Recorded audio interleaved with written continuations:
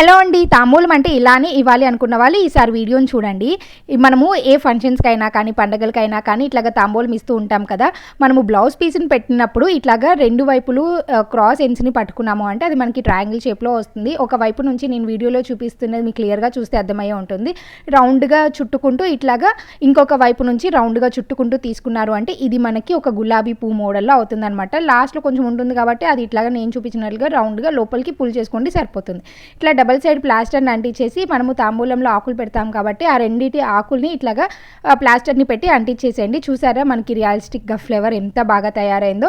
ఇంకా మీరు తాంబూలంలోకి ఏదైతే ప్లాన్ చేసుకున్నారో ప్లేట్ కానీ లేదు అంటే మనము టిఫిన్ ప్లేట్లు పెడుతుంటాము, ఇట్లాగా తాంబూలము పసుపు కుంకుమ గాజులు అన్నిటిని ఇట్లాగా పెట్టేసి ఇవ్వండి. చుట్టాన్ని చాలా కొత్తగా ఉంటుంది, తీసుకున్న వాళ్ళు కూడా చాలా సర్ప్రైజ్గా అవుతారు. ఈ మోడల్ అయితే చాలా బాగుంటుంది, డెఫినెట్గా ట్రై చేయండి. మీకు కనుక ఈ వీడియో నచ్చితే డెఫినెట్గా ఉపయోగపడే వాళ్ళకి షేర్ చేసేయండి. మీకు నచ్చితే లైక్ చేయండి. Thank you.